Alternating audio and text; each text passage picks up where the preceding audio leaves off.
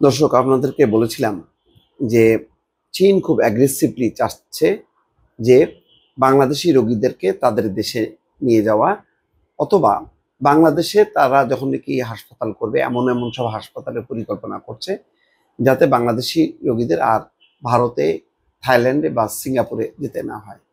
এখন দেখেন তারা কি করছে। আপাতত ফার্স্ট স্টেপে, যেহেতু এখানে তাদের কোনো হাসপাতাল নেই, সুতরাং এখন চীনেই খুব সুলভে এবং কম খরচে একটা চিকিৎসার ব্যবস্থা করেছে, এবং এই জন্য একদিনেই তারা ভিসা দিয়ে দেবে। এই জন্য একটা আলাদা চ্যানেল তারা খুলেছে, যেটা নাম দিচ্ছে তারা গ্রিন চ্যানেল। অর্থাৎ চিকিৎসা প্রার্থীরা তারা ভিসা সাবমিট করবে, একদিনের মধ্যেই তারা ভিসা পেয়ে যাবে। বাংলাদেশিদের জন্য চিকিৎসা ভিসায় গ্রিন চ্যানেল চালু করলো চীন। বাংলাদেশিদের জন্য চিকিৎসা ভিসা প্রক্রিয়ায় বিশেষ সুবিধা বা গ্রিন চ্যানেল চালু করেছে ঢাকাস্থ চীনা দূতাবাস। এই ব্যবস্থার অধীনে ভিসার জন্য আবেদনকারীদের নথিপত্রের প্রক্রিয়া আরো সহজ এবং দ্রুত ভিসা প্রদানের ব্যবস্থা নেওয়া হবে। রোববার বাংলাদেশে ঢাকার চীনা দূতাবাসের ওয়েবসাইটে এক বিবৃতিতে এই তথ্য জানানো হয়। বিবৃতিতে বলা হয়েছে, গত মার্চ মাসে বাংলাদেশের অন্তর্বর্তী সরকারের প্রধান উপদেষ্টা অধ্যাপক মোহাম্মদ ইউনূস চীন সফরের সময় দুই দেশের নেতাদের মধ্যে স্বাস্থ্য সহযোগিতা বৃদ্ধি এবং কর্মী বিনিময় সহজ করার বিষয়ে ঐকমত্য হয়েছিল। তারই অংশ হিসেবে এই পদক্ষেপ নেওয়া হয়েছে।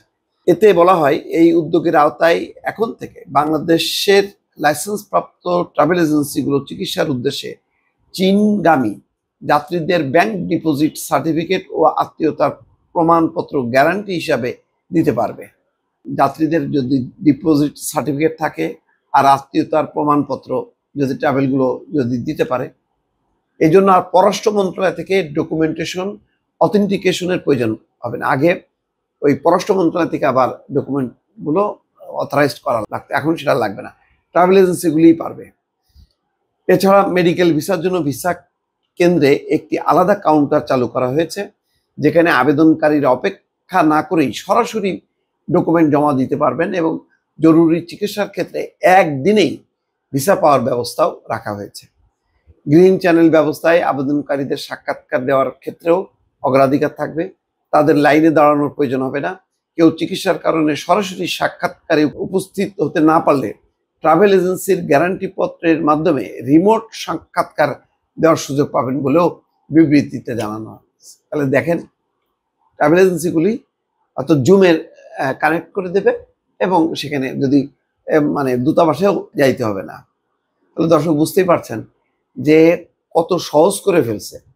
ভারতের চিকিৎসা ভিসা নিতে যে কত সময় লাগে এবং কি পরিমাণ বিড়ম্বনা পোহাতে হয়, সেখানে চীনে আপনি যাবেন, চীন তো আরো কনজারভেটিভ দেশ, কিন্তু দেখেন এই ক্ষেত্রে তারা একদম অবারিত করছে, উন্মুক্ত করছে। তো ফলে আমার ধারণা যে আগামীতে একটা চীনের একটা বড় বাজার তৈরি হবে বাংলাদেশি চিকিৎসা প্রার্থীদের জন্য। সেখানে চীন লাভবান হবে। বাংলাদেশি যারা রোগী উন্নত চিকিৎসা পেতে চান, ভালো চিকিৎসা পেতে চান, তারাও একটা আস্থার জায়গা পাবেন। মানে ভারতের থেকেও অনেক অনেক উন্নত চিকিৎসা চীনে। সুতরাং চীনের ক্ষেত্রে, এই ক্ষেত্রে চীনের সাথে বাংলাদেশের একটা সংযুক্তি খুব দ্রুত গড়ে উঠবে বলে আশা করা হচ্ছে। দর্শক ভালো থাকবেন। আল্লাহ হাফেজ।